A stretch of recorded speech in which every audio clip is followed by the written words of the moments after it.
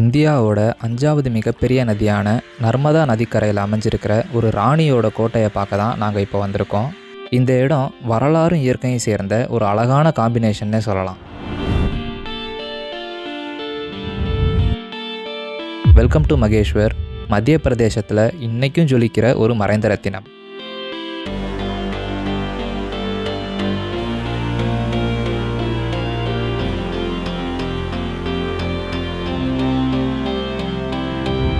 மத்திய பிரதேஷில் இருக்கிற இண்டூர்ன்ற சிட்டியிலேருந்து 90 கிலோமீட்டரில் நர்மதா நதிக்கரை ஓரத்தில் அமைஞ்சிருக்கிற ஒரு சின்ன டவுன் தான் இந்த மகேஷ்வர்.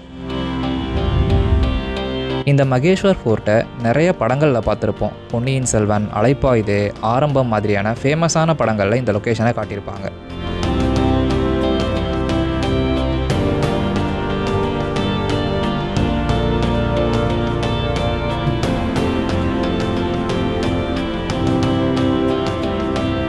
ஆனால் மத்திய பிரதேசத்தில் இருக்கிற இந்த மகேஷ்வர் இவ்வளோ ஃபேமஸாக இருக்கிறதுக்கு பின்னாடி இன்னொரு மிகப்பெரிய காரணமும் இருக்குது. மகாராஷ்டிராவில் ஒரு சாதாரண குடும்பத்தில் பிறந்த ஒரு பெண். நம்ம ஹிஸ்ட்ரியை எடுத்து பார்த்தா மோஸ்ட் ஆஃப் த ரூலர்ஸ் ஒரு ஆணாக தான் இருப்பாங்க. ஆனால் பெண்களும் எந்த விஷயத்துலையும் சளைச்சவங்க இல்லைன்னு தன்னோட வலிமையை காட்டின ஒரு எக்ஸ்ட்ராடினரி குயின் தான் அந்த பெண்.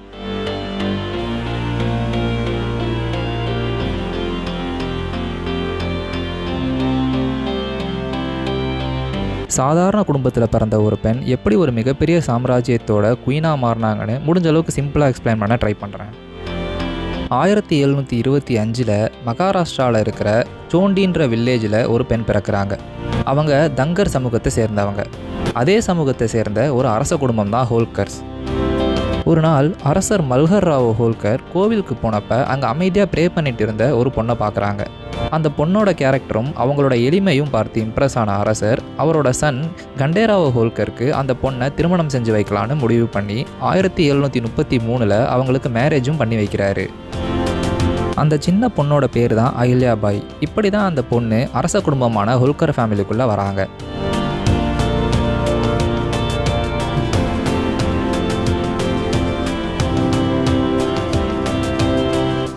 சின்ன வயசுலேயே அஹில்யாபாய்க்கு அவங்க அப்பா படிக்கிறது, எழுதுறது, புராணங்கள், ஒழுக்கமாக இருக்கிறது, அட்மினிஸ்ட்ரேஷன் இந்த மாதிரி நிறையா விஷயங்களை கற்றுக் கொடுத்துருக்காரு.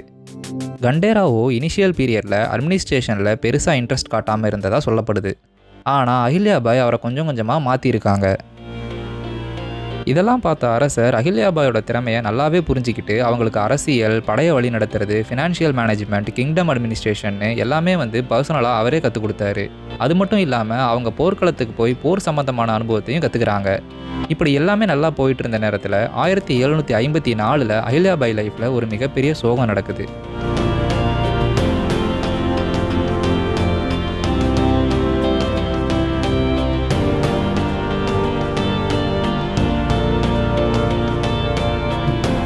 ஒரு போரில் அவங்களோட கணவர் கண்டேராவோ இறந்து போகிறாரு. அந்த காலகட்டத்தில் கணவர் இறந்ததுக்கு அப்புறம் மனைவியும் உடன்கட்டை ஏறணும்னு ஒரு வழக்கம் இருந்தது. ஸோ அஹில்யாபாயும் உடன்கட்டை ஏறணும்னு நினச்சாங்க. ஆனால் அரசர் மல்ஹர் ராவோ நீங்கள் மக்களுக்காக உயிரோடு இருக்கணும்னு அதை தடுத்துட்டாங்க. அவரோட அந்த ஒரு டிசிஷன் தான் பின்னாடி இந்தியாவோட வரலாற்றையே மாற்றுச்சு. ஒரு சாதாரண பெண்ணோட வாழ்க்கை அங்கேயே முடிஞ்சிருக்கணும். ஆனால் ஒரு லெஜெண்டரி குயினோட ஒரு வரலாறு அங்கே தான் ஆரம்பித்தது.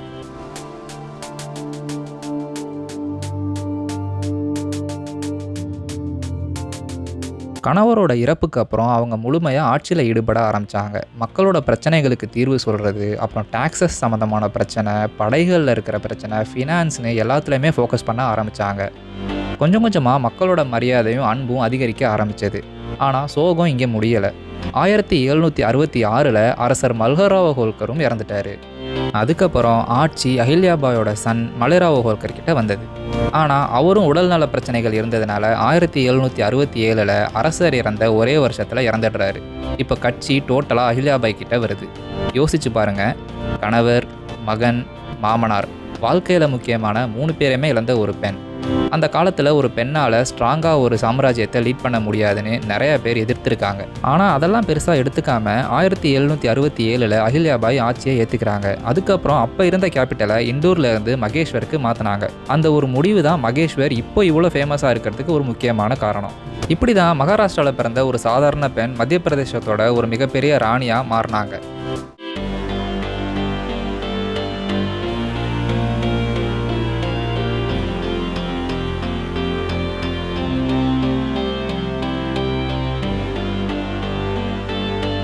அஹில்யாபாய் ஒரு குயினாவே இருந்தாலும் அவங்க லக்ஸுரி லைஃப் வாழாம சிம்பிளான ஒரு ஒயிட் ட்ரெஸ் போட்டுக்கிட்டு அரசோட பணத்தை மக்களுக்காகவும் மக்கள் நலனுக்காகவும் மட்டுமே வந்து பார்த்தீங்கன்னா அப்போ செலவு பண்ணியிருக்காங்க. அவங்களோட ஆட்சி காலத்தில் இந்தியா ஃபுல்லாக நிறையா ரோட்ஸு, கிணறுகள், அப்புறம் தர்மசாலை, கோவில்கள்னு நிறையா பப்ளிக் ஒர்க்ஸ் வந்து பார்த்திங்கன்னா பண்ணியிருக்காங்க. அது மட்டும் இல்லை, கோட்டைகள் கட்டுறது, அரண்மனைகள், அப்புறம் நெசவு தொழில், இந்த மாதிரி நிறையா விஷயங்களை வந்து டெவலப் பண்ணி உருவாக்கியிருக்காங்க. இது மூலமாக தான் இப்போது மகேஸ்வரி சாரீஸ் வந்து வேர்ல்டு ஃபுல்லாக ஃபேமஸ் ஆகிருக்கு. இப்போவும் மகேஷ்வரில் மெயினான பிஸ்னஸ்னால் இந்த நெசவு தொழில் தான். ஸோ இங்கே வந்தீங்கன்னா நிறையா வந்து பார்த்திங்கன்னா இந்த மாதிரி நெசவு தொழில் மூலமாக அவங்க பண்ண அந்த சாரீஸ் இதெல்லாம் வந்து பார்த்திங்கன்னா பார்க்க முடியும். ஏகப்பட்ட ஷாப்ஸ் வந்து இங்கே இருக்குது.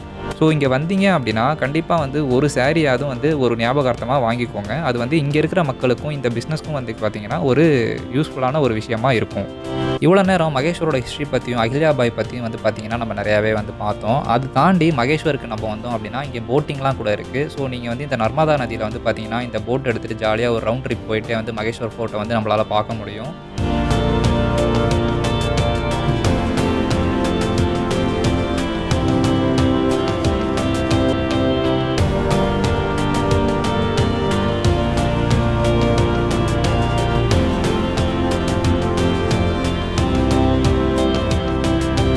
ஈவினிங் வந்து பார்த்தீங்கன்னா, ஒரு 7:00 போல இங்கே வந்து லைட் ஷோ வந்து பண்ணுவாங்க. அந்த லைட் ஷோல வந்து இந்த அஹில்யாபாய் பத்தியும், இந்த வரலாறு பத்தியும் பார்த்தீங்கன்னா, அவங்க வந்து எக்ஸ்பிளைன் பண்ணுவாங்க. பட் அது வந்து ஹிந்தியில தான் இருக்கும்.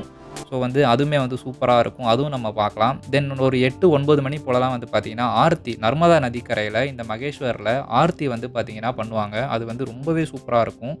இந்த லைட் ஷோவும், இந்த ஆர்த்தியும் வந்து செப்பரேட் வீடியோவா வந்து பார்த்தீங்கன்னா, நான் வந்து அப்லோட் பண்ணியிருப்பேன். இன்கேஸ் வந்து அது நீங்க பார்க்கணும்னு விருப்பப்பட்டீங்க அப்படின்னா, அந்த வீடியோல வந்து செக் பண்ணி பாருங்க. ஏன்னா இந்த வீடியோல நான் ஆட் பண்ணேன் அப்படின்னா, அதோட டைமிங் வந்து ரொம்பவே அதிகமாயிடும். ஸோ அதனால அது 2யுமே செப்பரேட்டா நான் வந்து அப்லோட் பண்ணியிருக்கேன். ஸோ என்னோட இந்த மகேஷ்வர் ட்ரிப் வந்து பார்த்தீங்கன்னா, ரொம்பவே வந்து ஒரு மனசுக்கு அமைதியா, ஒரு நல்ல ஒரு ராணியோட ஒரு ஹிஸ்ட்ரிய பத்தி தெரிஞ்சுக்கிட்ட ஒரு பீஸ்ஃபுல்லான ஒரு ட்ரிப்பா வந்து முடிஞ்சது. ஸோ இந்த வீடியோ பார்த்துட்டு நீங்களும் அங்கே போகும்போது, அங்கே கண்டிப்பா அஹில்யாபாய் வாழ்ந்த காலத்துக்கே வந்து நீங்க போயிட்டு வந்த மாரி ஒரு ஃபீல் தரும் அப்படின்றத வந்து நான் நம்புறேன். ஸோ சான்ஸ் கிடைச்சா கண்டிப்பா மகேஷ்வர வந்து விசிட் பண்ணுங்க. ஒரு ஃபீல் குட் எக்ஸ்பீரியன்ஸோட இந்த ட்ரிப்ப வந்து நான் முடிக்கிறேன். ஸோ வீடியோ பிடிச்சிருந்தது அப்படின்னா, லைக் பண்ணிட்டு உங்க ட்ரிப் மேட்ஸ்க்கு ஷேர் பண்ணுங்க. அப்படியே சப்ஸ்கிரைபும் பண்ணிக்கோங்க. திரும்ப இன்னொரு வீடியோல பார்க்கலாம். தேங்க்ஸ் ஃபார் வாட்சிங்.